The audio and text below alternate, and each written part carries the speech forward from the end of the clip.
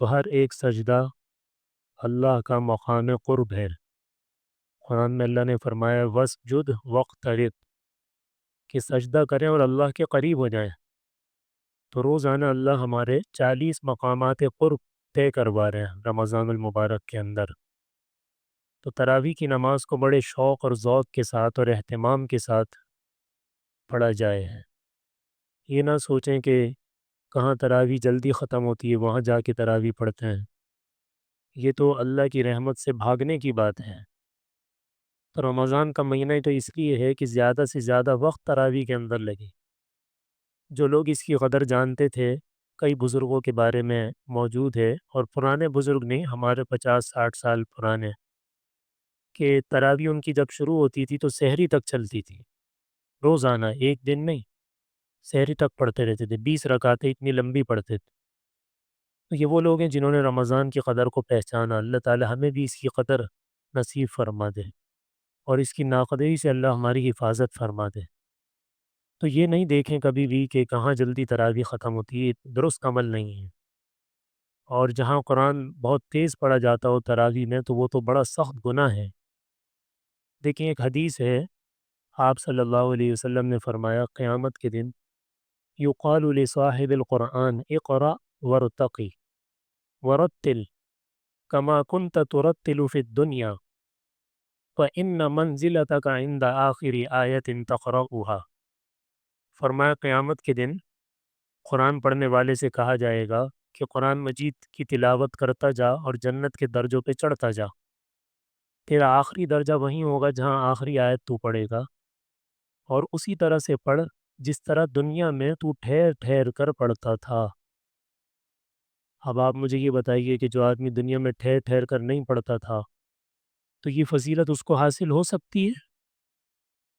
یہ تو اسی کو حاصل ہوگی نا جو دنیا میں ٹھہر ٹھہر کے پڑھتا تھا، اور جو دنیا میں تیزی کے ساتھ پڑھتا تھا تو اس کا مطلب یہ ہے کہ وہ اس فضیلت سے محروم رہ جائے۔ تو اس لیے جہاں حفاظ کرام اس طرح سے پڑھ رہے ہیں ان کو پیار محبت سے سمجھائیں کہ بھئی آپ 2 پارے نہیں پڑھیں، آدھا پارہ پڑھ لیں، کوئی بات، لیکن تسلی اور سکون سے پڑھیں۔ کئی حفاظ یہ شکایت کرتے ہیں کہ جب ہم آہستہ پڑھتے ہیں تو ہم پڑھ ہی نہیں سکتے۔ تو اس کا جواب یہ ہے کہ پھر آپ کو قرآن یاد نہیں ہے۔ کس نے کہا کہ آپ حافظ ہیں؟ کس نے کہا کہ آپ کو قرآن یاد ہے؟ اگر آپ تیزی کے ساتھ پڑھنے میں تو پڑھ رہے ہیں، اور آہستہ جب پڑھا جاتا ہے تو آپ کہتے ہیں میں پڑھ ہی نہیں سکتا، تو قرآن آپ کو یاد ہی نہیں ہے، تو یاد کریں۔ دیکھیں اگر آدمی بے دردی کے ساتھ قرآن کو پڑھتا ہے نا تو اللہ تعالیٰ سخت ناراض ہوتے ہیں۔ یہ کسی عام آدمی کا کلام نہیں، یہ کلام اللہ ہے، یہ اللہ کا کلام ہے۔ اور اگر آدمی تیزی کے ساتھ قرآن پڑھ کے نماز ختم کرتا ہے تو نماز بد دعا دیتی ہے، ضیعک اللہ کما ضیعتنی، کہ جس طرح تو نے مجھے ضائع کیا اللہ بھی تجھے برباد کر دے۔ تو ہم اپنے لیے تو دعائیں کر رہے ہیں اور نماز بد دعا کر دی ہے، تو اللہ تعالیٰ نماز کی سنیں گے ہماری سنیں گے؟ تو تیزی کے ساتھ پڑھتے ہیں۔ میں آپ کو مثال کے طور پہ پڑھ کے دکھاتا ہوں کس طرح پڑھتے ہیں۔ الف لام میم ذالک الکتاب لا ریب فیہ ھدی للمتقین الذین یؤمنون بالغیب ویقیمون الصلاۃ ومما رزقناہم ینفقون۔ کیا ہے یہ اللہ کے عذاب کو دعوت دینا ہے۔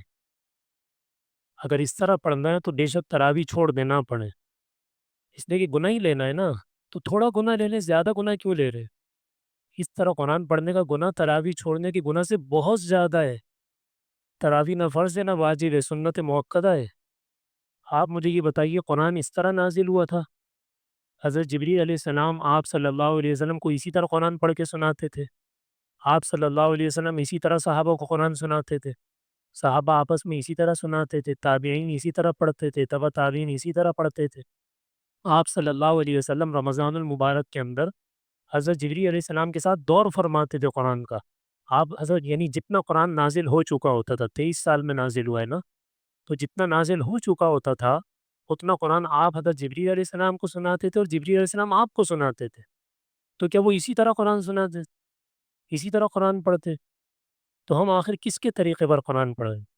دنیا میں ہم کسی کے سامنے کوئی چیز پیش کرتے ہیں تو کتنا بنا سنوار کے سجا کے پیش کرتے ہیں، خوبصورت بنا کے کہ وہ اچھی لگے چیز، اور اللہ کے سامنے اس طرح پیش کر رہے ہیں۔ کوئی غیر مسلم ہمیں اس طرح قرآن پڑھتا ہوا دیکھے تو وہ کتنا مذاق بنائے گا اسلام کا، کہ یہ قرآن ہی کیا کر رہے ہیں؟ تو اس لیے خدا را اس روش سے توبہ کریں، اور جو لوگ اس طرح کر رہے ہیں ان کو پیار محبت سے سمجھائیں۔ اللہ تعالی ہم سب کو عمل کی توفیق عطا فرمائے۔